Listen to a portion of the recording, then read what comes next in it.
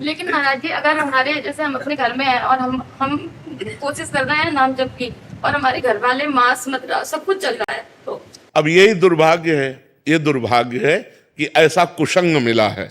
मतलब अब इसको हम क्या कह सकते हैं कि एक व्यक्ति है जो भगवान के नाम का जप करना चाहता है, भगवान, लेकिन फिर भी भक्ति हो सकती है, क्योंकि जब लंका में भक्ति हो सकती है तो भक्ति हो सकती है, नहीं हो सकती।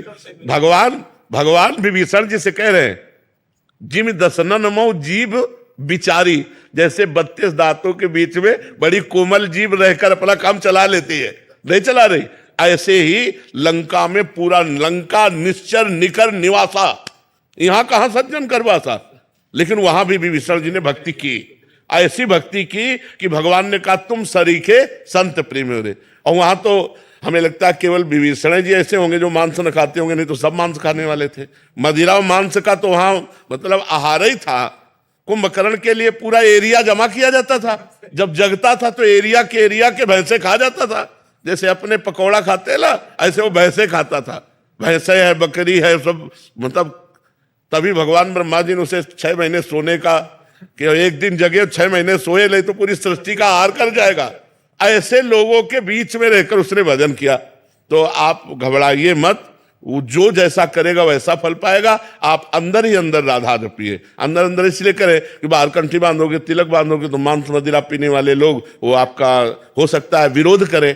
तो हमें लगता है भक्ति विरोध नहीं, अगर कोई कह रहा कंठी ना बांधो तो ये ले उतार के रख दिए। भक्ति अंदर का विषय है, बिल्कुल संसारी बन के रहो और अंदर राधा राधा जपो, तुम्हें भगवान की प्राप्ति होगी। भजन से भगवान की प्राप्ति होती है, ना कि बाबा जी बनने से भगवान की प्राप्ति होती है, ना कहीं भागने से भगवान की प्राप्ति होती है। सच्ची मानो, आप अपने घर में मेहनत की कमाई का जो अन्न पा रहे हो और जो भजन कर रहे हो, और कभी भूखे टूटे को आपने भोजन करा दिया, ये सबसे बढ़िया बात है।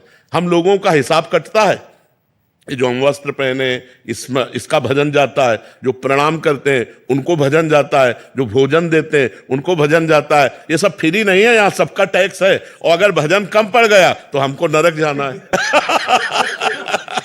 हरई शिष्य धन शोक न हरई, सो गुरु गोर नरक मा परई। अच्छा, आप इस भागवतिक टैक्स से बचे, मेहनत की कमाई से कपड़े पहनते हैं, मेहनत की कमाई खाते हैं, और अपनी मेहनत की कमाई दूसरों को भी दे देते हैं। गौ सेवा, संत सेवा, आए हुए अतिथि की, भिक्षुक की सेवा। तो गृहस्थी धर्म बहुत बड़ा है। हम लोग गृहस्थी धर्म में ही पैदा हुए और गृहस्थी धर्म से ही हमारा पोषण होता है। पोषण भी गृहस्थी धर्म से होता है। अगर ये आप लोग समझते हो कि गृहस्थी धर्म में भगवत प्राप्ति नहीं हो सकती, तो आप सच्ची मानो, सबसे पहले गृहस्थी को भगवत प्राप्ति होगी, पर धर्म से चले।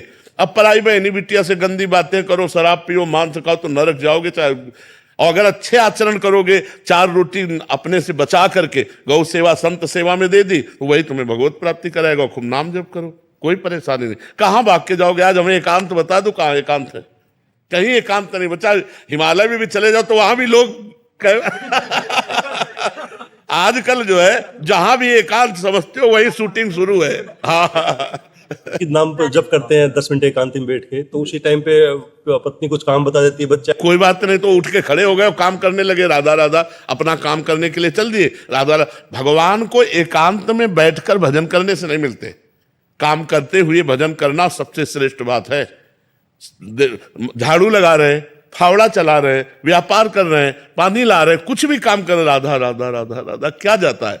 माले चलाने से भगवान प्राप्त होते हैं, भगवान सुमिरन करने से प्राप्त होते हैं। हम सुमिरन करें भगवान का, माला के बिना सुमिरन करें।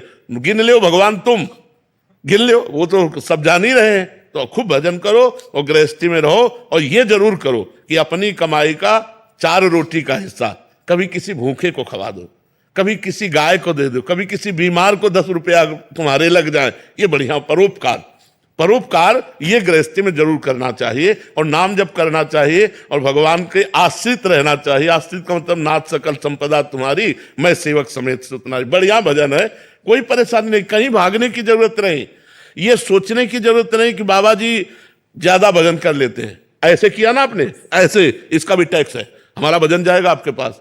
आप साष्टांग लौट गए ना, ये खुशी की बात नहीं है। तुम्हारे पुण्य जा रहे हैं। अगर भजन नहीं करोगे तो वो साष्टांग वाला पुण्य ले गया और तुम नरक जाओगे। बहुत होश की बात है। ये कोई खिलवाड़ नहीं, ये जो सिद्ध पुरुष भजन में निरंतर लगे उन्हीं से जगत का कल्याण होता है, वही मंगल होता है। नहीं तो एक एक का टैक्स है। जैसे भारत सरकार का हर वस्तु में टैक्स है ना, ऐसे भगवान का टैक्स है, हर एक चीज में टैक्स है। कोई तुम्हारे पैर छू रहा, कोई तुम्हारी बड़ाई कर रहा, कोई तुम्हें प्रणाम कर रहा, कोई वस्त्र दे रहा है, कोई भोजन दे रहा, कोई धन दे रहा है, वो सब भजन ले रहे हैं। वो हमारा सब भजन ले रहे हैं, कोई खिलवाड़ नहीं है।